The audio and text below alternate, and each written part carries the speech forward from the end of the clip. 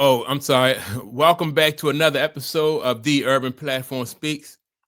Make sure to like and subscribe as you tune into the channel, check out the content. And with that being said, man, I want to talk about LeBron James, his return to the Lakers, right?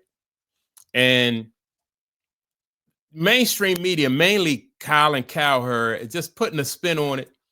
In my opinion, that's not exactly true, or that's not exactly accurate. Right. And so he was in his last podcast, he spoke about what LeBron James did and how he played in that last game.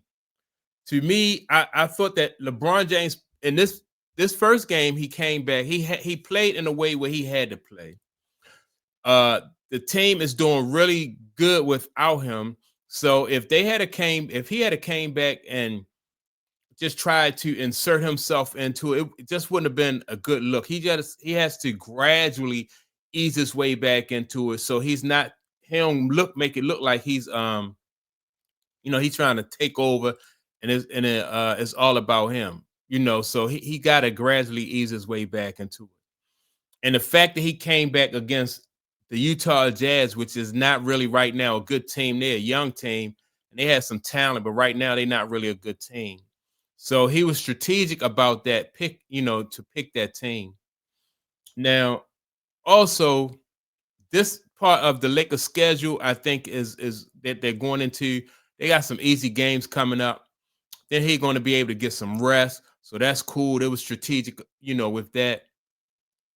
Well, once the Lakers get into I feel like the tougher part of their schedule, then that's really going to be the telltale, of what role LeBron James wants to play in the Lakers and the Lakers' success. If LeBron James if he can be happy with being, let's say, like the second or the third option, really, I say the third option. Paul Pierce said he should come off the bench, which I think probably wouldn't be a bad idea. They didn't start Marcus Smart to let that game against the Utah Jazz, which I think they're gonna have to find a way somebody gonna have to sit down and let Marcus Smart start because he really is their only defender. You know what I mean? At least their on-ball defender, and he can disrupt. Being a really good on-ball defender, he can disrupt the other team's chemistry, their pace and stuff like that. So he can be a disruptive force. But Colin Cowherd said some things on his podcast that I kind of really want to push back on. And with that being said, I'm going to play what he said, and then I'm going to come back and give my reaction to what Colin Cowherd said. And I think I've talked about this all summer long, is that LeBron has always been the best player on his team. Now, last year, Luka was injured and put on some weight. So I believe on most nights, LeBron was at least Luka's equal, and many times he was better than Luka. So last night, LeBron made his season debut, and it was a perfect night. Utah's the worst defensive team by a mile in the NBA. The Lakers had 16 layups and 74 points in the paint.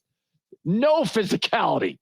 It was a home game, the healthiest the Lakers roster has been in years, and LeBron eased his way back into it. He didn't have the ball much in his hands. His passing was, as usual, exceptional. When walking, I don't know, man. I don't want to sound like a LeBron James hater, but I just don't think. I think he's a basic passer. He's not an exceptional passer. He's not a Jason Kidd. He's not John Stockton. He's not Magic Johnson. I think he's a basic passer. That's it.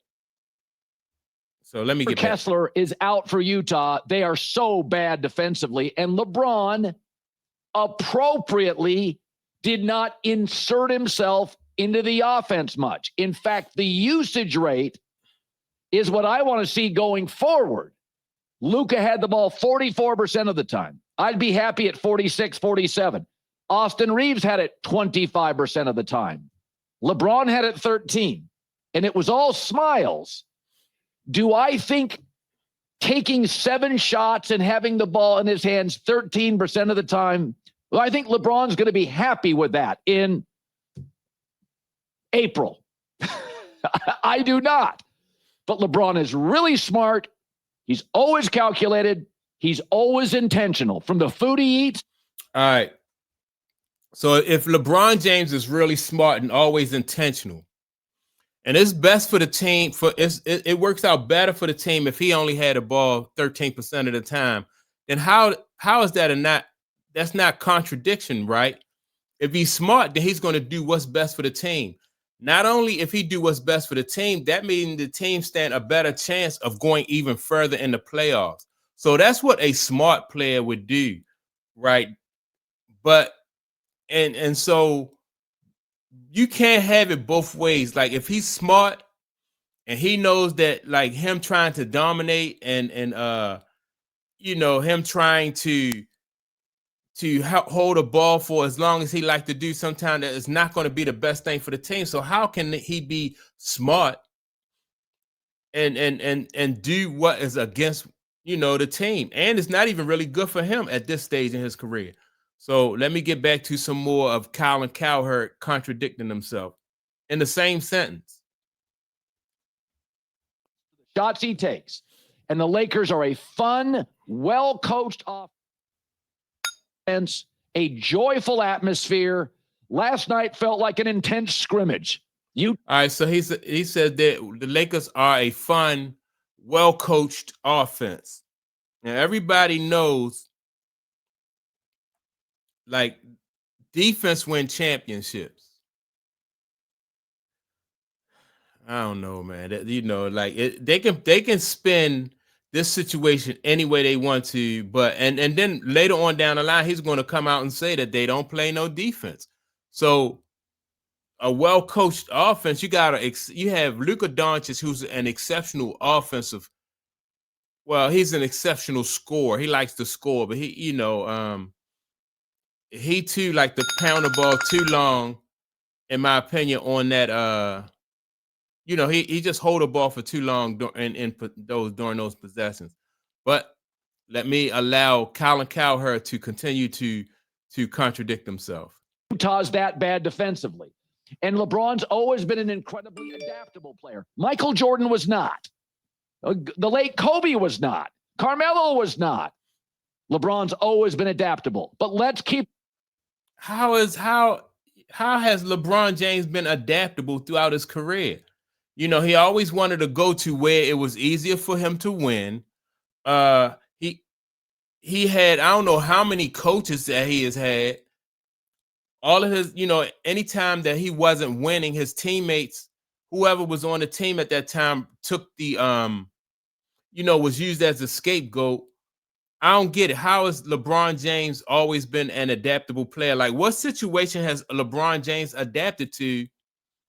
Dwayne Wade, when LeBron James went to Miami, Dwayne Wade and Chris Bosh had to change the way they play in order to suit LeBron, in order to suit LeBron James, because LeBron James only knew one way to play. When LeBron James went back to Cleveland, what's the guy name? The big guy. They just said his name. The players in Cleveland had to adapt their game to LeBron James. It was never the only way around. LeBron James will say that, and then the media will allow him to get away with that. Like recently in an interview, LeBron James did say that, I can do everything.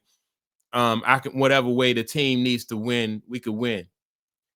That's what you saw with Michael Jordan. Like if historically you saw that with Michael Jordan.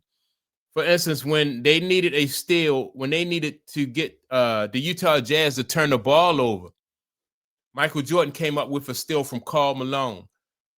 You can't go back into LeBron James' history and found out he did get that chase down block. He did get that one chase down block against Andre Iguodala. I don't know what the context I forget what the context of that was. I don't know if they needed, they needed a stop right then and there. But when Mike needed a stop, Mike got a stop. When Mike needed a rebound, he got a rebound. LeBron James was not that player. Kobe was that player, but LeBron James was not that player. So That's why I'm pushing back on Colin Cowherd, man, because all this stuff right here is just he putting a spin on it. 100. LeBron now, for the first time in his career, is absolutely the second best player on the team. He was better than D Wade. He was better than Bosh. He was better than Kevin Love. He was better than Kyrie. He was better than AD. All of them. And he was better than chunky Luka last year on most nights. But I said all summer, skinny Luka is the best offensive player in the world. I think skinny Luka, fat Luka, any way you want, Luka is just a better player than LeBron James. And when he first got to LA, everybody, once the minute he touched ground, they knew it was his team. It was Luka's team, not LeBron's team. So if Luka was not better, then why would they give the team to Luka? You may as well have gave the team to Anthony Davis. Then they want the team. You know, he's not that kind of take charge kind of guy, right? And LeBron James was happy with that because, you know, Anthony Davis didn't want that.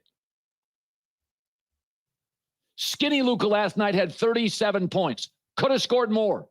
It felt like something you'd see at the Y. He scored whenever he felt like it. Utah is atrocious defensively, and LeBron's calculated. He picked this week to come back. Why? They play Utah twice, no physicality, and a bunch of days off. So I will say this. J.J. Redick has created, he is a really good offensive coach. Let me stop it right there. He's not I think J.J. Redick is benefiting because, like I said, Luka is he's very good on offense, but I think it's fool's gold. I don't think the Lakers are really going to go deep into the playoffs. And I mean, especially this West is just too deep, man. And I think Colin Cowherd is not being honest with people. He's not putting the well, he is putting a spin on everything that he says, and he's just not telling the truth. And it's all going to come out, though. As this season go on, it'll become more and more apparent that LeBron James is just, he should be coming off of the bench, in my opinion. So that's my take on it. Make sure to like and subscribe to the channel. Also, don't forget to leave a comment, and I'll check you all out in the next video. Peace.